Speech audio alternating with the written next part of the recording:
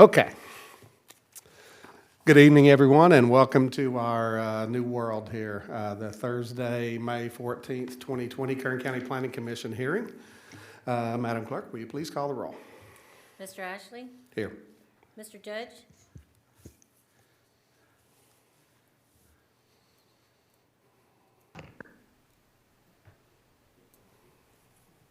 He's there, he's not here. Here. Mr. McGivney? Here. Ms. Skidmore? Mr. Sprague? Here. Mr. Hall? Here. Mr. Murphy? Here. Ms. Slayton? Here. Okay, the County of Kern provided notice that as a result of the declared federal, state, and local emergencies due to the COVID-19 pandemic, and in light of the governor's order, this Kern County Planning Commission is not physically open to the public. Testimony and general public comment are accepted via email or voicemail message to the clerk of the commission prior to today's meeting, and live comments via teleconference will be heard during the meeting.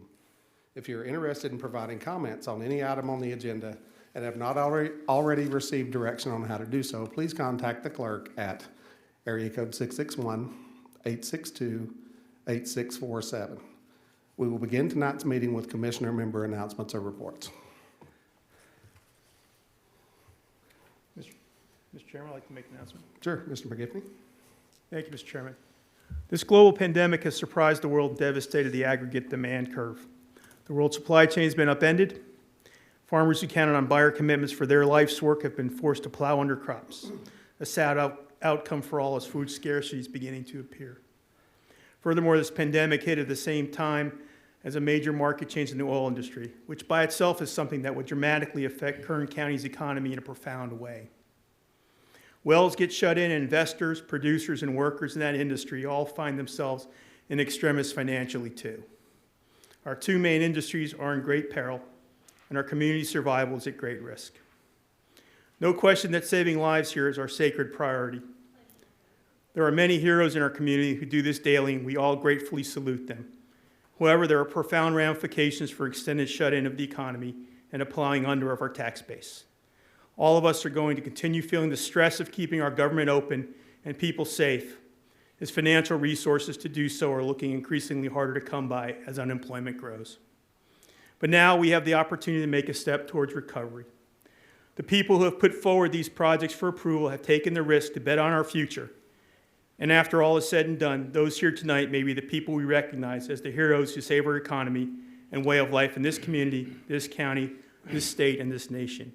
My sincere thanks to you all for presenting your projects to us.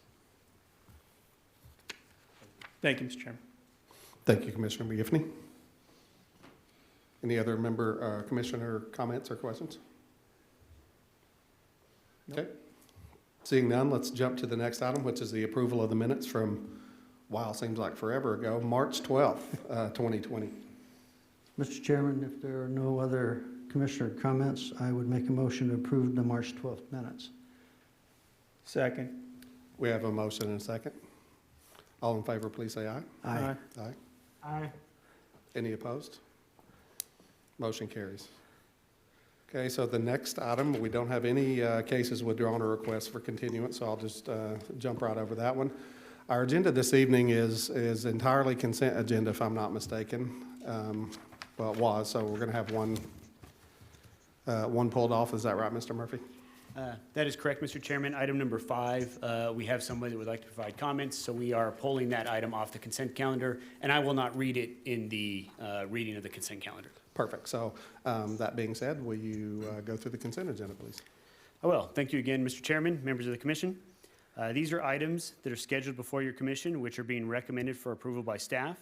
The applicant has been informed of any special conditions and has no objection. The hearing on these items may be expedited if no member of the commission or audiences wishes to comment or ask any questions on the case. Again, we are pulling item 5 off consent, so we have 4 items on the consent calendar. The first item is case number 1. This is conditional use permit number 61, map 165. Our applicant is Ida Vea by Bruce Anderson. This project is located at 22701 Highway 202 in the Tehachapi area. The request before your commission this evening is to allow a winery that would consist of a just over 3,200 square foot indoor-outdoor wine tasting room at an existing vineyard in an A district. This project does not include the processing of any grapes or production of wine at the facility. The staff recommendation is to approve the conditional use permit in accordance with the recommended conditions and adopt the suggested findings as set forth in the draft resolution. The next item on consent this evening is case number 2. This is the Big Bow Solar Project. The applicant for the Big Bow Solar Project is Big Bow Solar LLC by EDF Renewables. This project is located approximately 13 miles southwest of the city of Tehachapi, approximately 2 miles northwest of the unincorporated community of Rosamond.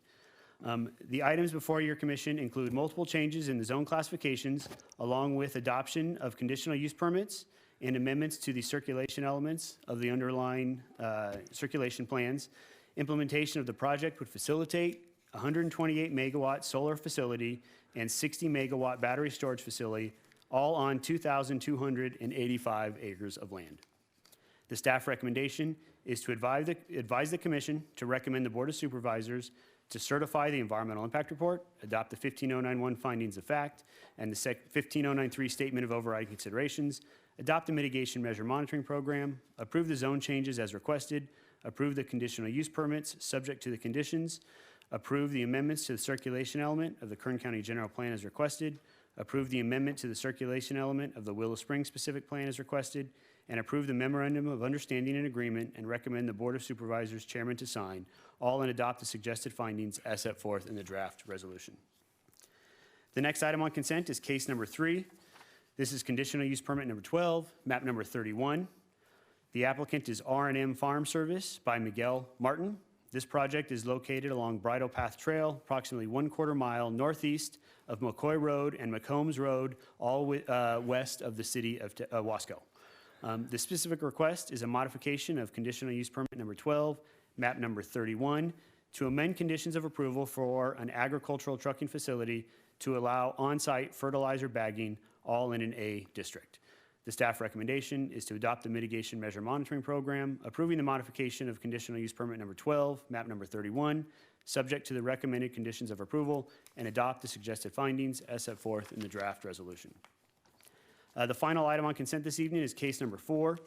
This is conditional use permit number 60, map 102, modification number 21, map 102, zone variance number 55, map 102. Our applicant is Rock Harbor Church by McIntosh and Associates. This project is located on the northeast corner of Snow Road and Isaac Lane at 7446 Isaac Lane in Bakersfield. The item before your commission this evening is a conditional use permit to allow the installation of a church that would include a 100-foot by 150-foot multi-use building, a 90-foot by 150-foot sanctuary building, just over 6,800 square foot of classrooms with associated playground, a zone modification to allow 282 parking spaces where 315 spaces are required, and a zone variance to allow a 10.5-foot tall monument sign where an 8-foot tall monument sign is permitted, all within an E 2.5 district. The intent of this applicant is to construct this project in phases. I would note that your commission was handed an addendum this evening on this project. That addendum was also posted on our website earlier today. The purpose of the addendum is to clarify a few conditions. The first condition is the deletion of condition 4C. In consultation with environmental health, that condition was no longer required given the water that is being provided to the site. Staff is recommending clarification to condition 5A4. This would require consultation with the city of Bakersfield to make any sidewalk improvements that are located within the city of Bakersfield's jurisdiction. And finally, staff is recommending clarification to condition 5J. This is to help further clarify when raised AC curb blocks are to be installed on the project site. Staff is recommending in this case stay on the consent calendar. The recommendation is to approve the conditional use permit subject to the recommended revised conditions of approval, approve the zone modification subject to recommended conditions of approval, approve the zone variance subject to the recommended conditions of approval, and adopt the suggested findings as set forth in the draft resolution. That completes the reading of the consent calendar items tonight.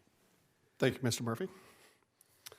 Madam Clerk, were any public comments submitted on any of the consent agenda items? No, they were not. Thank you, ma'am. Are there any commissioners who would like to remove any of these items and hear them in their regular order? Mr. Chairman, just wanted to make sure that the church would be in compliance or agreed to this. They had no issue with that.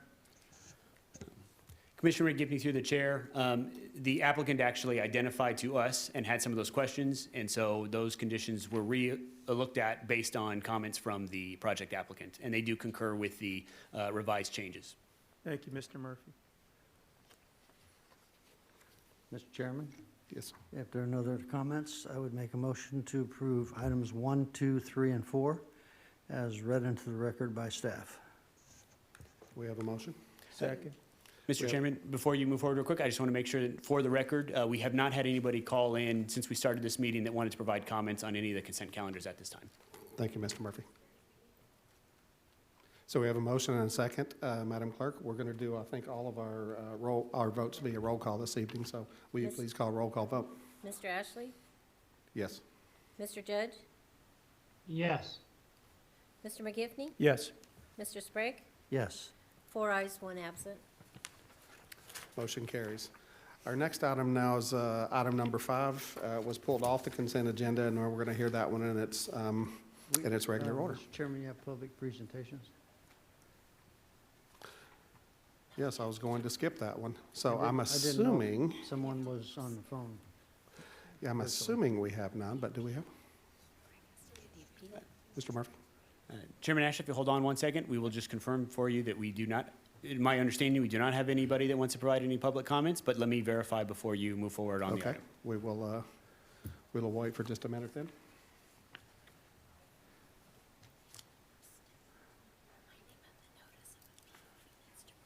Of course.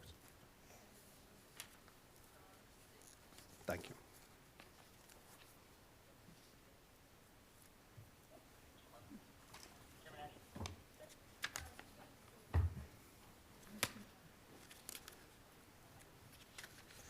Thank you, Mr. Chairman, for that indulgence. We do not have anybody that would like to provide any comments during the public presentation portion.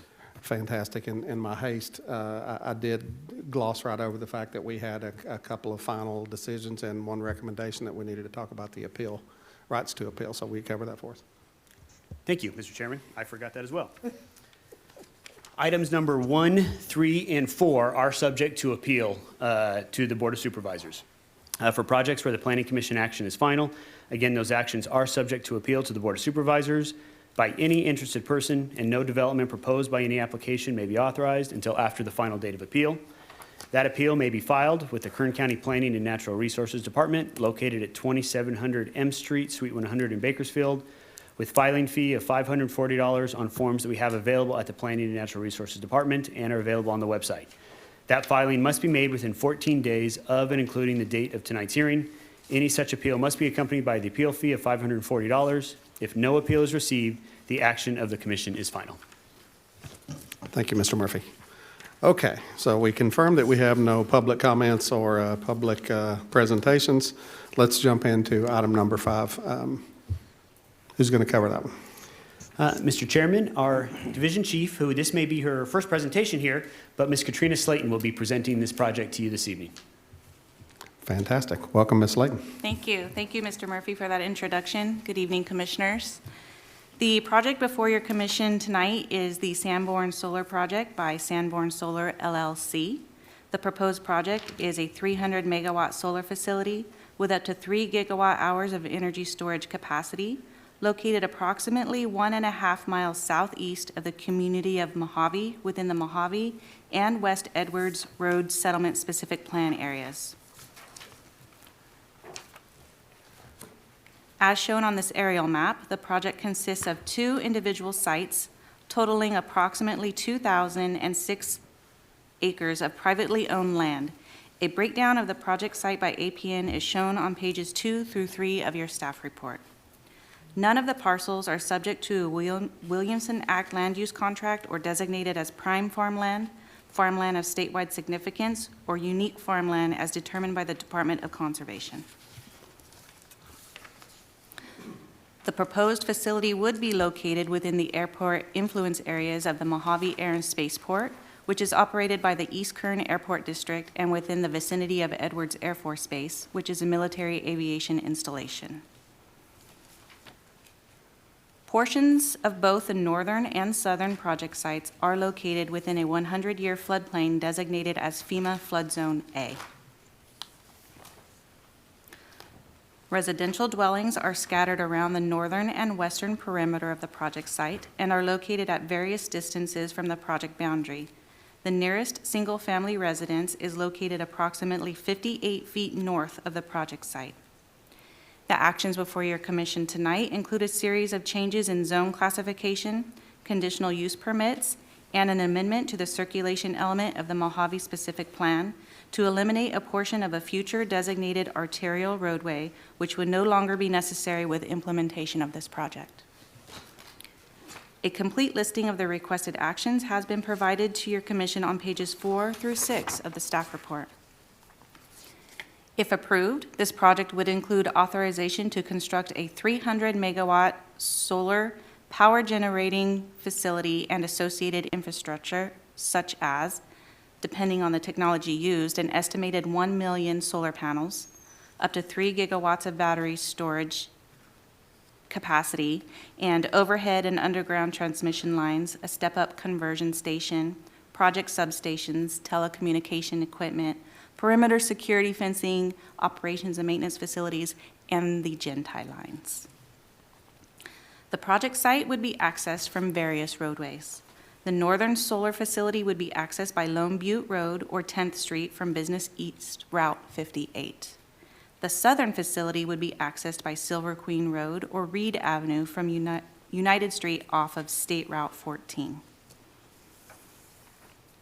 The project does include an amendment to the circulation element of the Mojave-specific plan to remove a portion of the designated but not yet constructed arterial roadway of Purdy Avenue from United Street to 5th Street.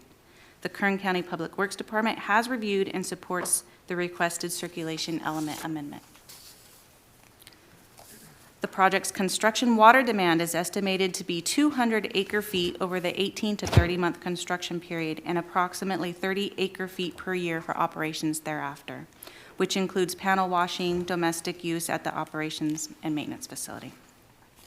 Non-potable water would be obtained from either Mojave Public Utility District or from groundwater sources. Potable water would be brought to the site via water trucks for drinking and domestic needs for construction workers. An environmental impact report was prepared for this project in accordance with the California Environmental Quality Act guidelines. To initiate the EIR process, a notice of preparation was prepared and circulated for a 30-day public review period beginning on June 18th, 2019. A scoping meeting was held on July 19th, 2019, in which no verbal comments were received. A total of 15 comment letters were received during circulation of the notice of preparation. Based on the analysis contained in the initial study and comments received on the notice of preparation, a draft environmental impact report was prepared and circulated for a 45-day public review period beginning on February 14th, 2020. In total, over 160 copies of the draft EIR were distributed for review, along with 199 notices of availability. Staff received 8 written comment letters from individuals or agencies during the 45-day public review period. An additional comment letter from a nearby landowner was received after the 45-day comment period. As required by CEQA Section 15088, responses to these comments were prepared by staff and distributed at least 10 days prior to consideration of the project by your commission. After circulation of the response to comments, staff did receive 97 letters of support for the project from one local agency, Kern Economic Development Corporation, and several community members, including landings companies, International Brotherhood of Electrical Workers, Local Union Number 428, and Iron Workers Local Union Number 433. These comments have been provided to your commission as attachments to the staff report. The final EIR consists of 4 volumes, which have been provided to your commission and posted on the Planning Department websites. The final EIR contains 50 mitigation measures to reduce project and cumulative impacts associated with this project. The proposed mitigation monitoring program listing all of the required mitigation measures has been attached to your staff report as Exhibit C for your review. Pages 10 through 15 of your staff report provide a summary of the environmental determinations included within the EIR. While most of the project impacts can be reduced to less than significant levels with implementation of the required mitigation measures, staff has determined that implementation of the project would result in significant and unavoidable project and cumulative impacts to aesthetics, project and cumulative impacts to air quality associated with temporary construction activities, cumulative impacts to biological resources for loss of foraging habitat, temporary project impacts from noise due to construction and decommissioning activities, and cumulative impacts to wildfire due to the project's rural location. As I noted earlier, the proposed project includes 50 mitigation measures to reduce identified significant impacts to the extent feasible. As required by CEQA, the EIR included a series of proposed alternatives, including the no project alternative. Because the no project alternative cannot be the environmentally superior alternative under CEQA, the environmentally superior alternative for this project is the no ground-mounted utility solar development alternative. Again, as previously stated, staff did receive 8 written comment letters during circulation of the environmental document and 1 after the 45-day comment period. A summary of those comments and responses are included on pages 18 through 23 of your staff report. In addition to the agency comments received, we received 2 comment letters from the surrounding property owners, one of which was subsequently retracted, and that retraction letter has been provided to your commission. The comment letters express concerns related to the solar facility and its proximity to existing property and residents. Specifically, the comment letters brought up the following concerns: loss of property value, loss of view shed and scenery, impacts associated with dust and runoff as a result of removal of vegetation, impacts to biological resources, and loss of access to property. Staff did receive an additional comment from Mr. DeCaus just this afternoon in opposition to the project, which has been provided to your commission. Mr. DeCaus has inquired about measures taken to preserve Trotter Avenue when it rains. Staff notes that Trotter Avenue is adjacent to the southern boundary of the project site. No ingress or egress to the project from Trotter Avenue is proposed. Furthermore, the project requires the implementation of a stormwater pollution prevention plan and drainage plans that would specify various types of best management practices to ensure stormwaters are retained on site. Mr. DeCaus also inquired about the Edwards Solar Project, which is not being considered by your commission and therefore not appropriate to discuss tonight. The remainder of Mr. DeCaus's comments were very similar in nature to concerns raised by other surrounding property owners. So I'd like to take a minute to respond to those comments now. Regarding the loss of property value and aesthetic impact, it is the determination of staff that this comment is speculative. The value of property is impacted by a number of influences. Examples include economic environment, availability of natural resources, or the development of infrastructure, just to name a few. There is no evidence that I can point to that would support the claim that approval of this project would reduce the property value of the adjacent neighborhood. There is, however, no doubt that implementation of the proposed project would alter the existing view shed. However, there is no existing easements in place for view sheds, meaning that nobody has the legal right to a view. I would note that the same impact could occur with the development of homes or use of the property for agricultural purposes. Regarding increased dust and runoff, mitigation measures have been incorporated requiring compliance with the Eastern Kern Air Pollution Control District requirements, including implementation of a fugitive dust control plan, which would serve to reduce fugitive dust emissions during project construction and decommissioning. And as already mentioned, a stormwater pollution prevention plan would specify various types of best management practices to be implemented. In addition, a final drainage plan would be submitted to the Kern County Public Works Department to address any drainage and flood concerns on the project site and ensure appropriate drainage of the project post-construction. The final drainage plan would be designed to evaluate and minimize potential increase in runoff and ensure that retention basins and other stormwater management features are implemented consistent with existing regulatory requirements to minimize erosion or sedimentation. Regarding the loss of wildlife habitat, staff notes that a full biological study was prepared and incorporated into the EIR. Not only have mitigation measures been incorporated to reduce the impacts of wildlife, and I'd like to note there were 14 biological mitigation measures, mitigation was also incorporated requiring natural vegetation remain undisturbed within the project boundary wherever possible, and that areas temporarily disturbed during construction activities be revegetated with a native seed mix or native plants where possible. Regarding the loss of property access, the project's removal of the future arterial road reservation would not eliminate any legal access for any property in the area. 55-foot setbacks from the center of the road reservation to the facility's fence would be observed north and south along 5th Street to Purdy Avenue and east and west along Purdy Avenue from 5th Street to 10th Street. This would allow access to parcels adjacent to the project site. While staff appreciates the comments submitted, we believe the proposed project has been sufficiently mitigated for and conditioned to ensure compatibility with the adjacent residential neighborhood. Staff has reviewed this project in its entirety. The project is consistent with the California Renewable Portfolio Standard that requires investor-owned utilities to increase the sale of electricity produced by renewable energy sources to 60%. The proposed project is consistent with the adopted goals of the county to develop renewable energy from wind and solar facilities. The project is located within close proximity to other solar facilities, which will allow for the usage of existing infrastructure for purposes of operation. It is the opinion of staff the project is sited in a location that is favorable to the development of a solar project, as available access exists and there is a lack of dense urban development.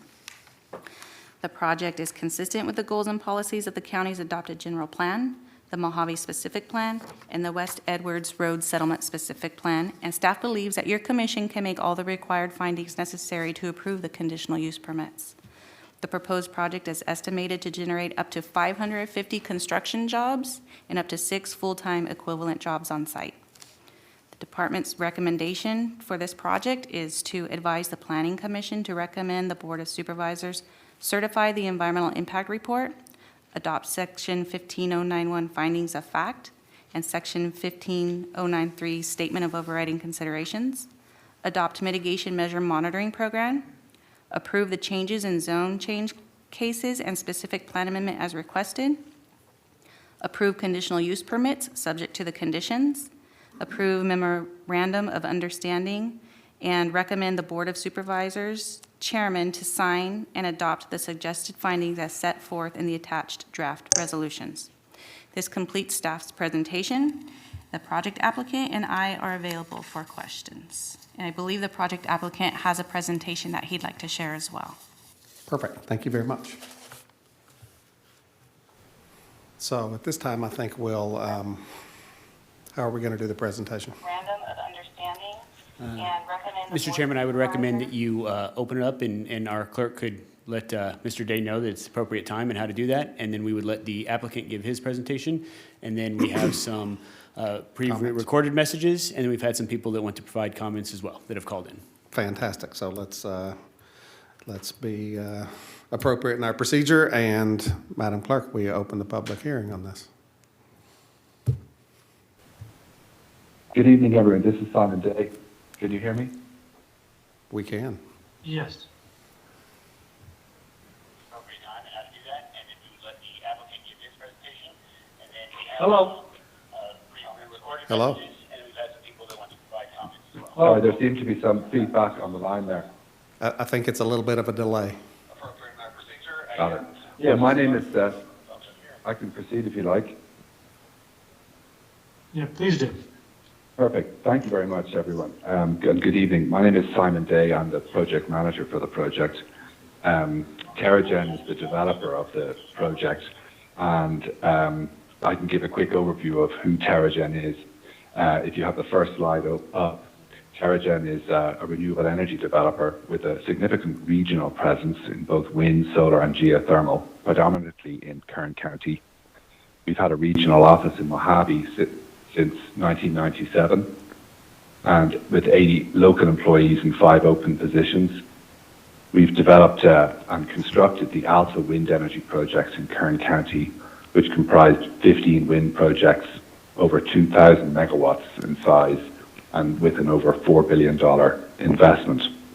This year, we're repowering an additional 2 wind projects in Kern County, representing an additional $200 million investment. And we recently completed the Tehachapi Energy Storage 1 project, which is a 77 megawatt hour energy storage project. In terms of the meaningful ways Terragen has contributed back to the local community, Terragen has provided over $6.6 million in regional development funds over the last 10 years or so. We've provided over $100,000 in scholarships to local senior high school students, including at Desert High School, Mojave High School, Rosamond, Palmdale, and a number of others. We donated solar streetlights to the town of Mojave, and we've committed to funding a police deputy in East Kern that would cover Mojave, Rosamond, Tehachapi, and Boron for a minimum of 3 years. And finally, we've contributed significantly to Mojave Air and Spaceport over the last number of years, including contributing $5 million to the Facilities Safety Fund. And finally, we sponsored the SR-71 Blackbird exhibit for the new Edwards Air Force Test Flight Museum, which will be opening in the coming year or so. I'd move on to the next slide, Sanborn project location.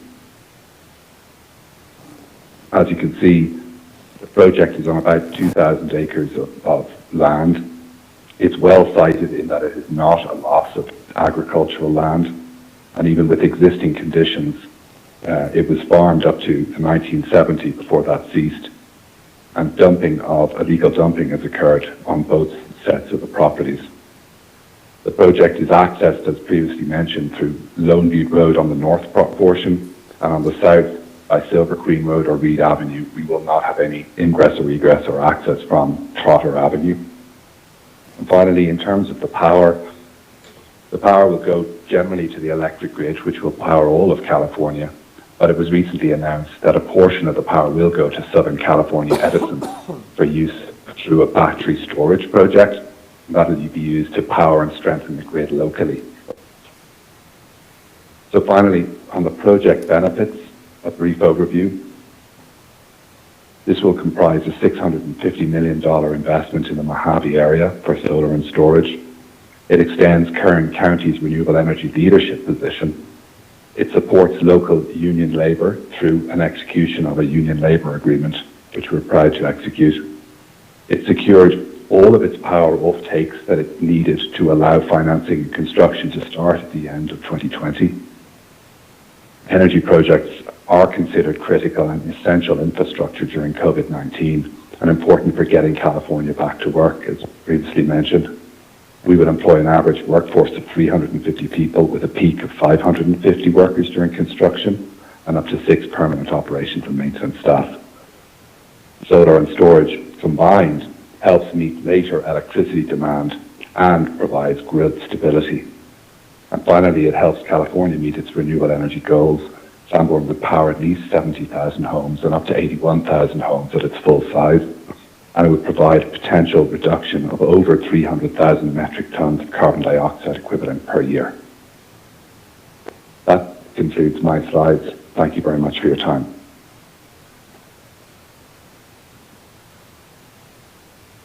Thank you very much for your presentation. So I know earlier, Mr. Murphy, you talked about we had 3 voicemail comments, and then we have a gentleman who actually wants to come on live and speak. Is that correct? Yes, we have 3 voicemail comments, which I believe 4 voicemail comments, which they'll play, and then we have 3 individuals that have called in. And so our clerk, once the recorded messages will be done, then our clerk will direct those who are waiting to speak the appropriate time and the directions to unmute themselves. Fantastic.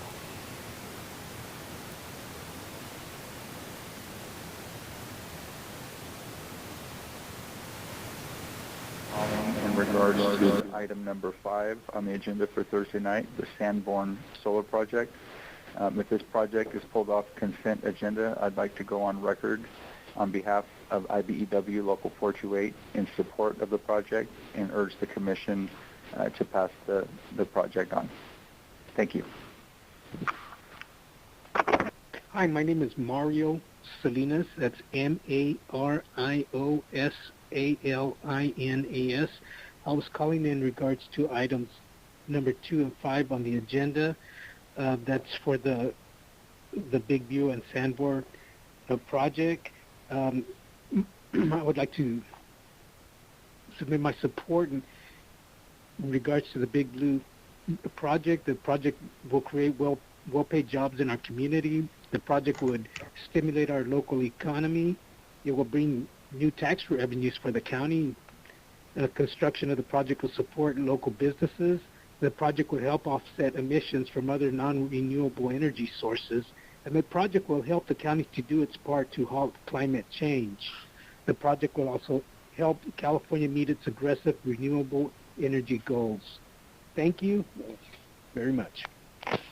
My name is John Spalding, and I'm calling in regards to the Planning Commission meeting tonight on 5/14 at 7 o'clock. In the event that consent item 2 and consent item 5 is pulled off of the consent agenda, I would like to go on record as being 100% supportive of staff's recommendation for these two projects, and know that the entire membership of the Building and Construction Trades Council here in Kern County are supportive of this. This will provide a real opportunity for jobs, and we are asking that you commissioners, please support this project. Thank you very much. Bye-bye. Good afternoon. This is Hertz, the business manager for the Laborers Local 220, calling in support of the Big Bow and Sanborn solar projects, which are going to be on tonight's agenda. Once again, this is in support of the projects. The projects will create good-paying jobs in the community, as well as stimulating the economy and help bring tax revenue to Kern County. And that is the reason why I, Hertz Ramirez, call on behalf of the Laborers Local 220, 22018 Street, Bakersfield, California, 93301. And if you have any questions, you can feel free to reach me back. In regards to items number 2 and number 5 on the agenda, you can call me here on my cell phone at area code 661, or my other number, which is area code 661.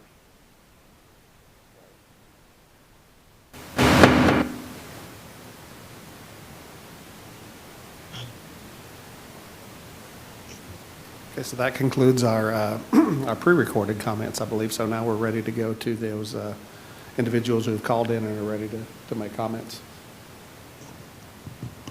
Just as a note for the record, that first voicemail was from Brian Holt. I believe his name got cut off there at the beginning.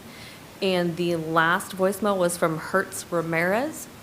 He did not state his last name on the voicemail, but he did call back and leave his last name. The first person wishing to speak tonight is Richard Chapman. Mr. Chapman, if you can please dial *6 on your phone.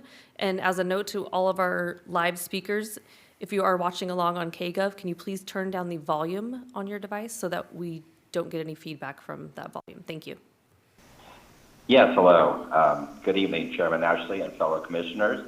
My name is Richard Chapman, President and CEO of the Kern Economic Development Corporation. And our mission is to promote a diverse and strong economic climate for Kern County. And I want to speak in support of the Sanborn Solar Project. Our litmus test for our project is in terms of supporting or related to capital investment, jobs, labor income, and public revenue. And this project more than meets that litmus test. Kern County is the energy capital of the U.S., and we're proud of all types of energy and supporting that growth and supporting energy independence. As was mentioned, this is a 300-megawatt project as well as a 3 gigawatt-hour storage, which will power 70,000 homes. And the jobs are significant, 500-plus construction jobs. And we need those jobs because our unemployment rate could hit 31% in May. And so we're excited to support this project moving forward, and hopefully you approve it this evening. Thank you. Thank you, Richard. Our second speaker is Johnny Kangi. Can you please dial *6 on your phone to unmute yourself?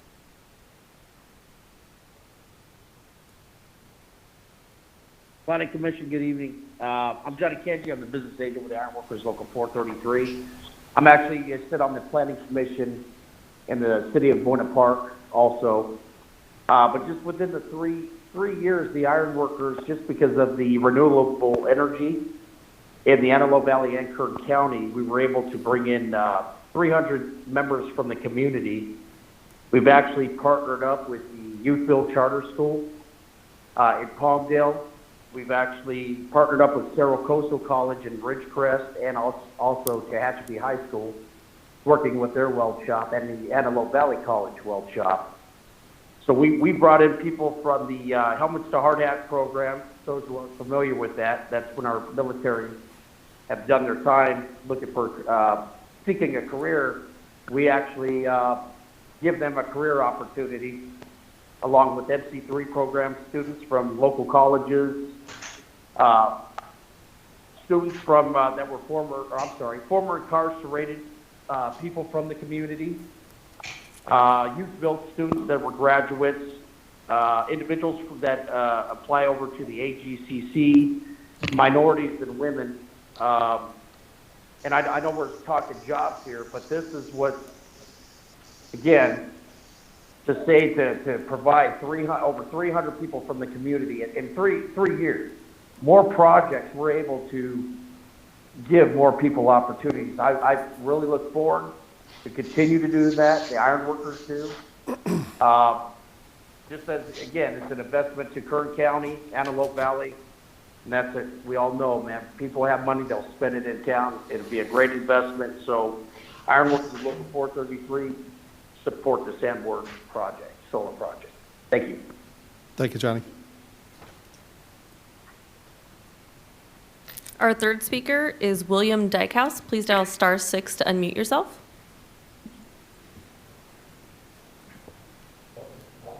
This is William Dykehouse, D-Y-K-E-H-O-U-S-E. I live at the corner of East 20th and Trotter Avenue, so I will be in direct contact with the solar project.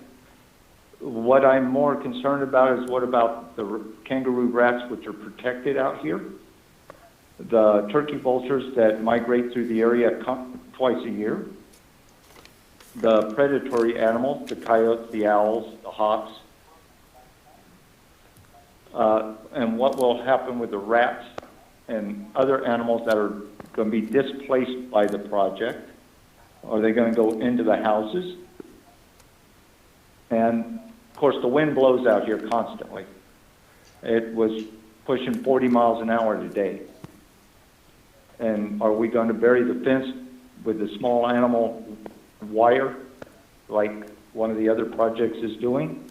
Or are we going to leave it high enough up where the small animals can run back and forth through the properties?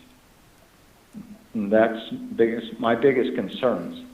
I'm not real happy with the program, but I think it will end up going through anyways. Thank you very much. Thank you, Mr. Dykehouse.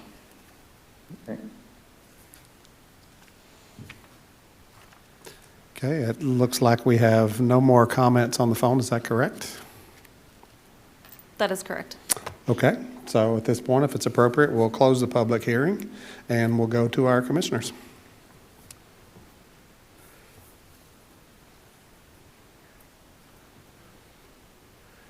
Mr. Chairman, if there are no commissioner comments, I have reviewed and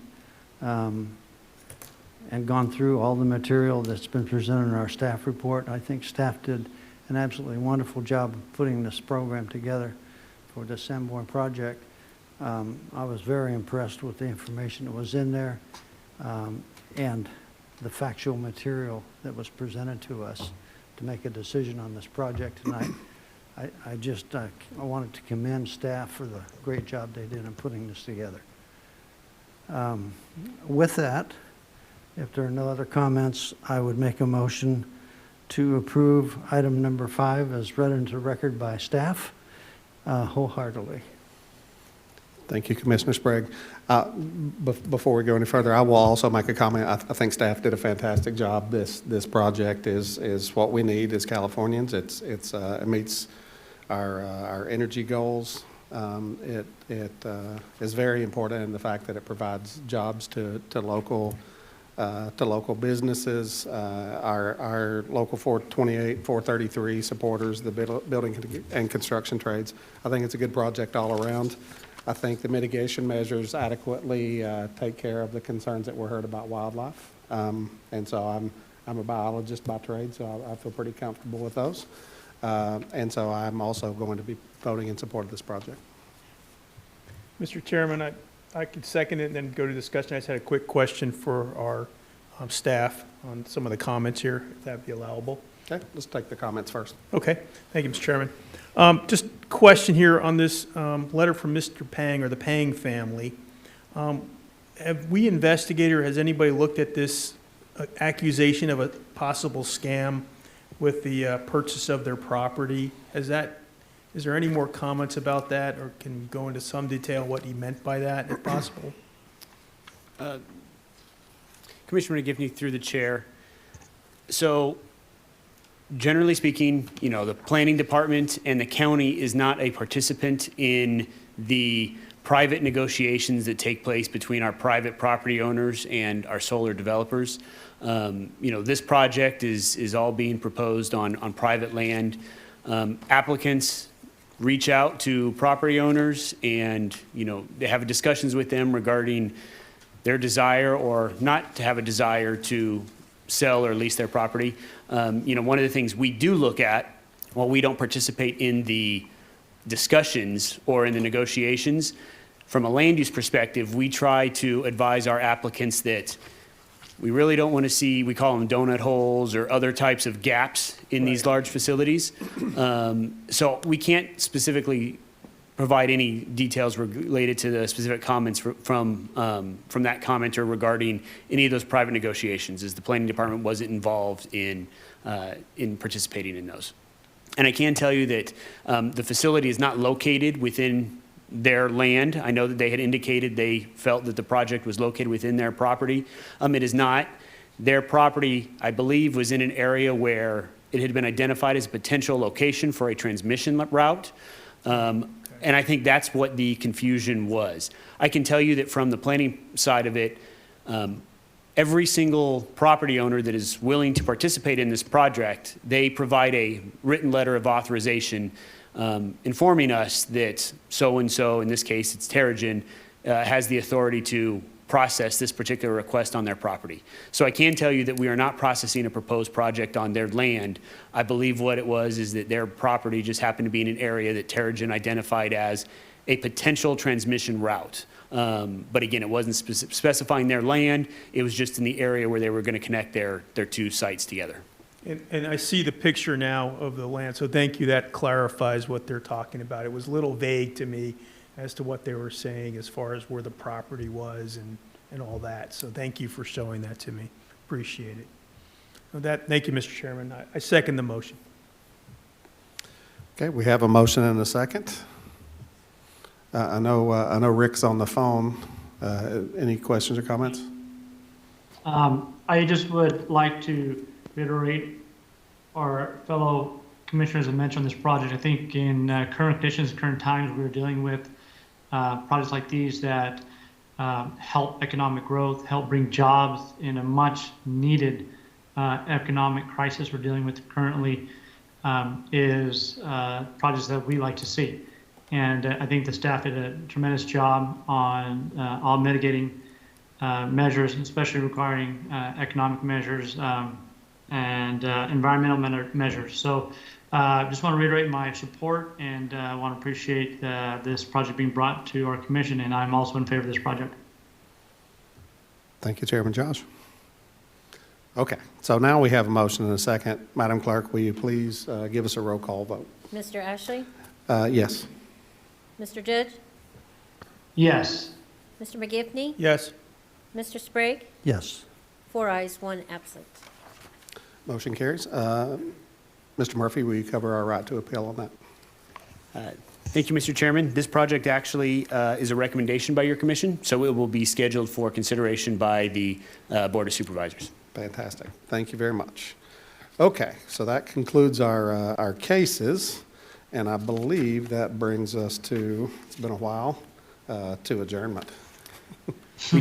Mr. Chairman, before your commission takes actions on that, I would Sure. just note that we do have a typo in our agenda. Okay. It says our next meeting is the 21st. Our next meeting is actually going to be May 28th. And I do anticipate having this process be the same way as tonight's meeting was run. So if anybody is looking out for the agenda will provide the instructions for how to participate in a virtual meeting where the public is not authorized to come inside the building. Fantastic. Thank you, Mr. Murphy. And with that, we will take a motion to adjourn. Motion to adjourn, Mr. Second. Chairman. We have a motion and a second. All in favor? Aye. Aye. Aye. Okay, so you get on the 28th. Thank you.